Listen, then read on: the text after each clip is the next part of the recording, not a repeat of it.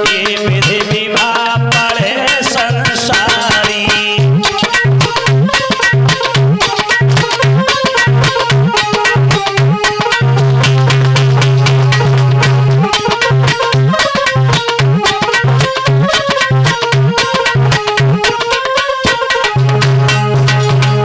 जस होए पूरा सौसी नारी।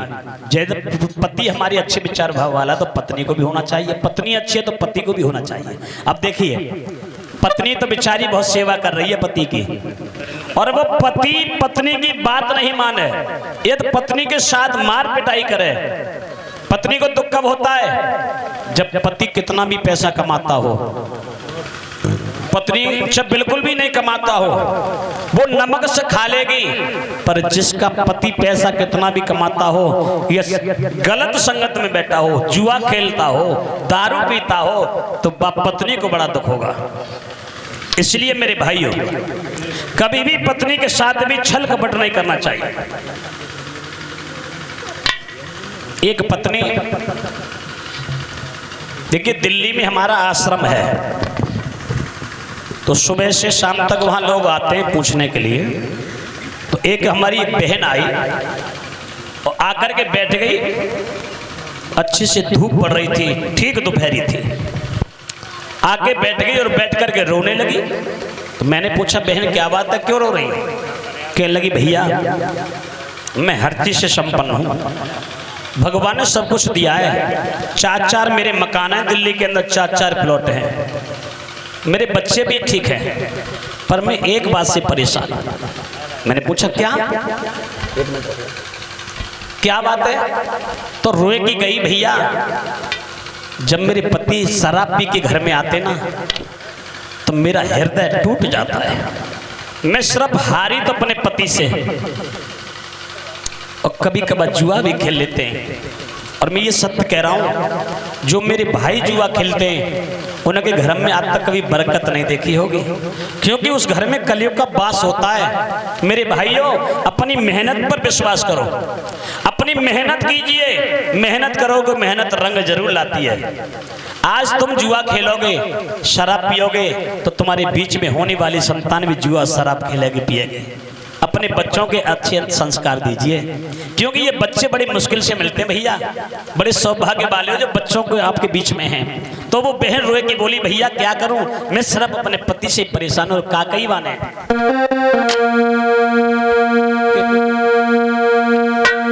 भैया पति मिले जुआरी, जिंदा रहूं या मारे जा।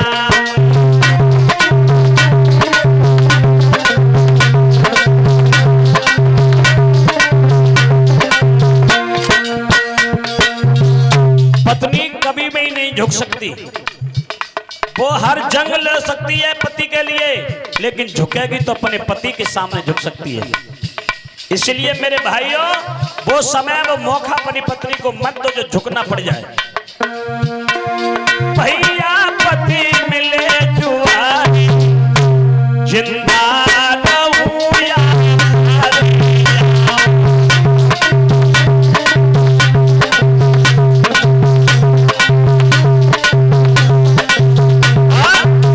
भैया मैं बहुत परेशान, घर आए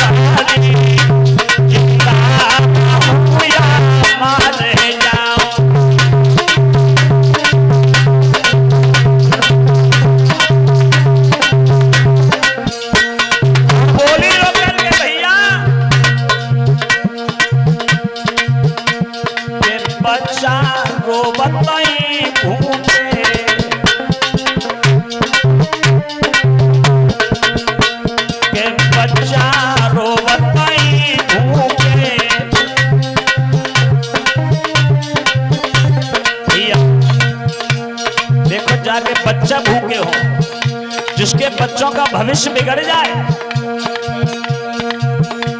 के बच्चे रोवत भूखे,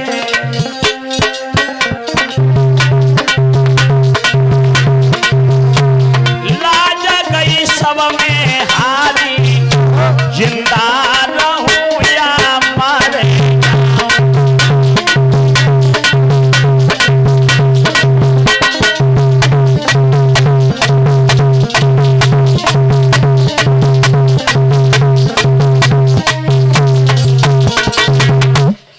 इसलिए मेरे भाई मैं हाथ जोड़ के निवेदन करूंगा, यदि मेरे कोई भाई यहाँ बैठे हो तो मेरी बात को बड़े ध्यान से सुनना। एक भाई के नाते देखिए, एक भाई भाई को ही समझा सकता है। एक भाई के नाते चाहे मुझे अपना छोटा भाई मानना, शिक्षा देने वाला यदि अच्छी शिक्षा दे रहा हो तो उसकी शिक्षा को ग्रहण जरूर करना चाहिए।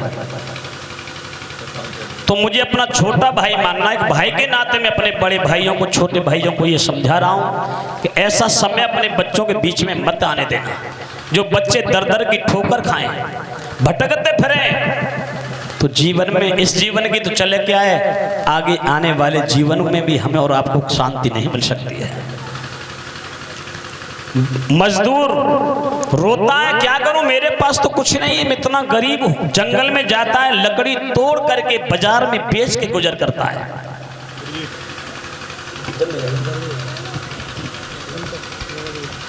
लकड़ी जंगल में तोड़ने जाता है और बाजार में जाकर के बेचता है। एक दिन मजदूर जंगल में गया, लकड़ी तोड़ करके बाजार में गया, पूरे दिन बाजार में घूमता रहा, लकड़ी की आवाज देता रहा, पर किसी ने उसकी लकड़ी को नहीं खरीदा। दूसरे दिन फिर मजदूर गया, लकड़ी नहीं बिकी। 4 दिन है गए मजदूर को बाजार में जाते जाते, पर बाकी लकड़ी का उन्हें खरीदी नहीं। घर में आटा भी नहीं है जो भोजन भी बन जाए मजदूर के यहाँ। 5वां दिन था। 5वें दिन मजदूर बाजार में लकड़ी बेचने के लिए गया तो लकड़ी बिक जाती है, तो थोड़ा सा तो आटा ले लिया मजदूर ने, थोड़ी सी दाल ले ली। अब मजदूर दाल आटा लेके आयो घरे और लाके पत्नी से कही ये ले, ये आटा है, थोड़ा सा दाल है, भोजन बनाओ। तो पत्नी ने कहा, कही पानी का तुम्हारा बाप लाएगा? जब आटा दाल ले आए, पानी के तुम्हारा बाप लाएगा? ये उठाओ घड़ा, जाओ कुआं पर पानी भर के लाओ। जो पत्नी यदि पति से ऐसे कहे तो पूछो पति के दिल से कितना दुख होगा पति को। पति ने क्या काम किया?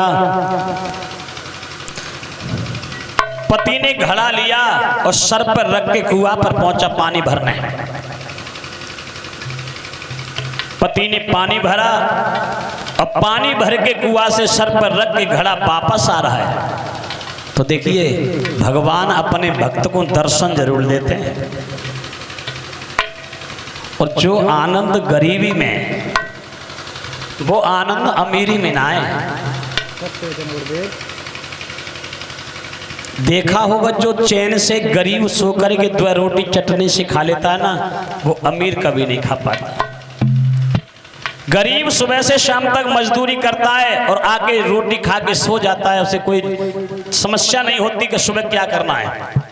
और जो अमीर होगा ना, उसे सोने की भी गोली खानी पड़ती है।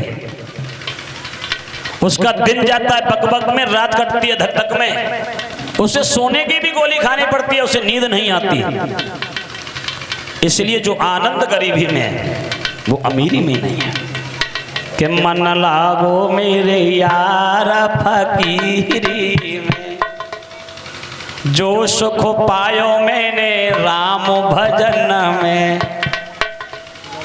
सो सुख नाई अमीरी में, मन लागो मेरे यार फकीरी में। बुरी भली सबकी सुन लीजिए, भगवान कहते रे अपने भक्त से, यदि गरीबी मैंने तुझे दी है तो क्यों दी है?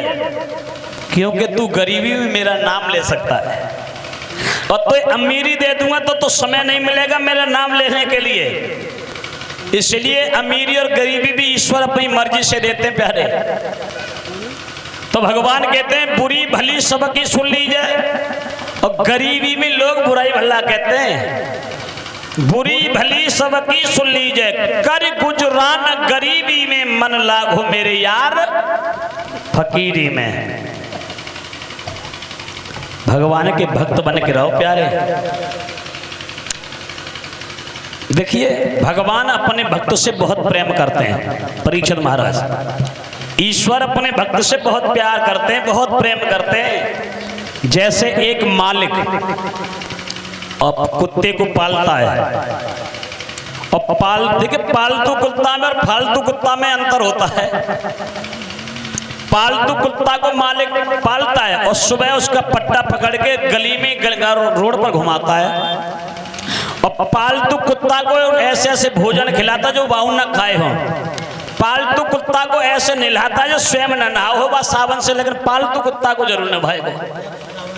हाँ, और वह पालतू कुत्ता के जोरे फालतू कुत्ता आ जाए तो देखो लाठी मार के फालतू कुत्ता को दूर कर देगा। इसी प्रकार एक मालिक अपने पालतू कुत्ता से प्रेम करता है, उसी प्रकार भी भगवान अपने भक्त से वही प्रेम करता है। इसलिए पालतू बनो, फालतू मत बनो प्यारे। फालतू से कहते हैं जो जुआ शराब खाते हैं, पीते, मांस मदरा, चोरी करते हैं, भगवान का भजन नहीं करते, ईश्वर का गुणानुवाद नहीं करते, वो फालतू होते हैं। अब पालतू से कहते हैं जो गोविंद का भजन करता है, वो भगवान के चरणों में मन लगाए रहता है, पूरे दिन भक्ति में ले रहता है, वो होता है पालतू। इसलिए हम संसार में आए तो भगवान के पालतू बन करके रहो प्यारे।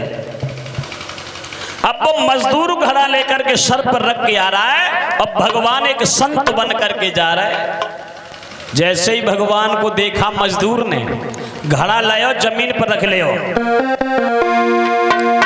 जमीन पर घड़ा रख लिया और हाथ जोड़ के भगवान के पैर पकड़ ले मजदूर ने, और पैर पकड़ के बोला वाह प्रभु, आज का तो बड़ा धन्य भाग है जो आपने मुझे दर्शन दिए और मेरी इस कुटिया को पवित्र किया। और क्या बोला है वो मजदूर भगवान से, प्रभु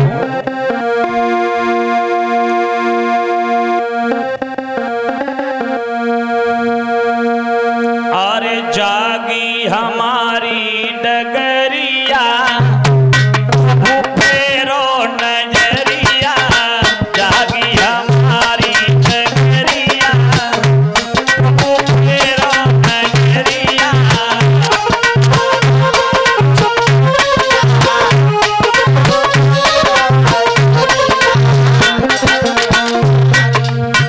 आज बड़े सौभाग्य हमारे, आज बड़े सौभाग्य हमारे, मेरे कारण नाथ पधारे, मेरे कारण पधारे।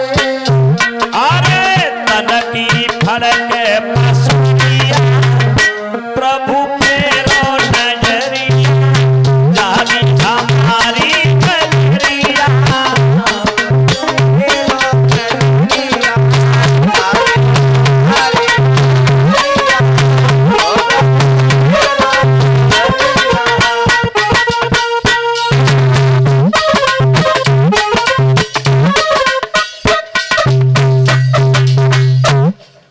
बड़ा सौभाग्य है प्रभु। कहो कोई इच्छा है? भगवान बोले हाँ भक्त, एक इच्छा है। क्या? कि मैं तुम्हारे यहाँ भोजन करना चाहता हूँ, बड़ी जोर से भूख लगी है। अब मजदूर चक्कर में पड़ गए, 4 दिन तक तो भोजन ना बनो घर पे। आज 5वें दिन थोड़ो सो आटो थोड़ी सी दाल मिली है, सो इनकी इच्छा ये भोजन करना चाह रहे हैं। क्या नाम बहन?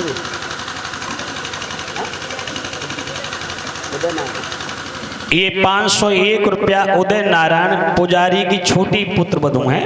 ये 501 रुपया ठाकुर जी के चरणों में भेंट कर रही हैं।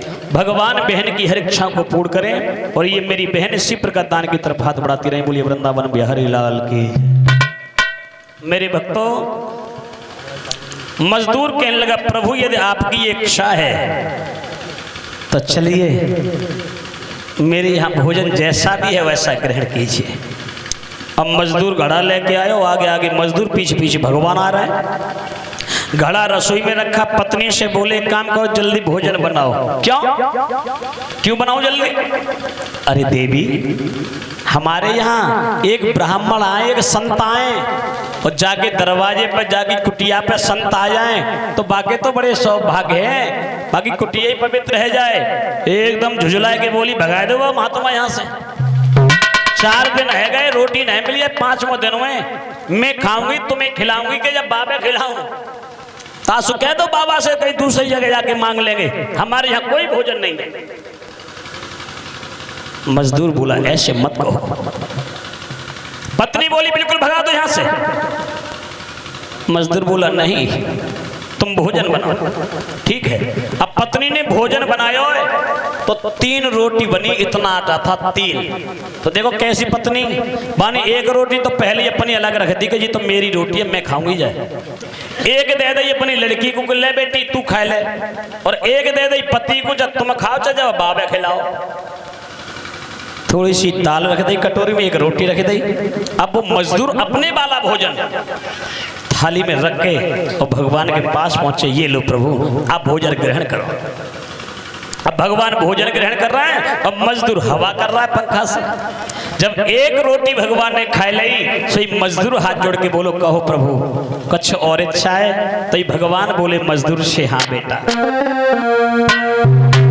कि 1 रोटी और मंगाए दीजिए तो मेरी भूख मिट जाएगी।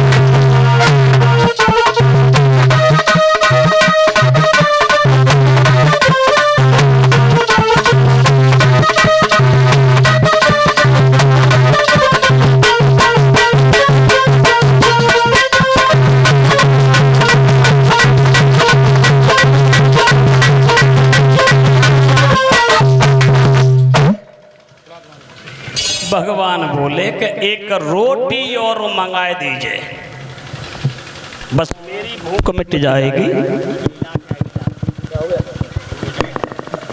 हेलो, 1 रोटी और मंगा दीजिए बस मेरी भूख मिट जाएगी। आशीष निकालूंगा ऐसा जो जगते फंद कट जाएगा। 1 रोटी और दे दे, सोई मेरा भोजन पूर्ण हो जाएगा। ऐसा आशीर्वाद दूंगा कि जग में नाम हो जाएगा। अब वो मजदूर अपनी पत्नी के पास गया और पत्नी से कही, देवी जो तुम्हारे पास 1 रोटी है उसे दे दो ताकि बाबा का भोजन पूर्ण हो जाएगा। सो पत्नी ने ऐसा धक्का मारो पति में, बाहर जाके गिरा और कहने लगे चले जाओ यहाँ से। आज 5 दिन हो गए, 5 दिन में 1 रोटी मिली है, भगा दो बाबा को यहाँ से। पत्नी ने धक्का मार दिया पति में। पति उठ करके अपनी बेटी के पास गया और बेटी से कही, बेटी तो तुम्हारे पास एक रोटी है उसे दे दो ताकि बाबा का भोजन पूर्ण हो जाए। तो देखिए लड़की ने क्या काम किया, लड़की ने एक रोटी उठाई और अपने मुंह में दबा ली। जब मुंह में रोटी दबा ली, रोटी झूठी हो गई। अब झूठा भोजन भगवान को कैसे कराए? तब से कहते कि जैसी माँ होती है वैसी बेटी। इसलिए हमें अपनी बेटियों के अंदर अच्छे संस्कार देने चाहिए, अच्छे रास्ते पर उसे हमें बताना चाहिए, समझाना चाहिए। जब बेटी ने रोटी को झूठा कर दिया, अब मजदूर भगवान के पास गया, रोने लगा, प्रभु अब मेरे पास कुछ नहीं है। और रोकर के क्या बोले वो मजदूर भगवान से, मेरी पत्नी ने मेरे स्वामी के बेदर से ठुकराया,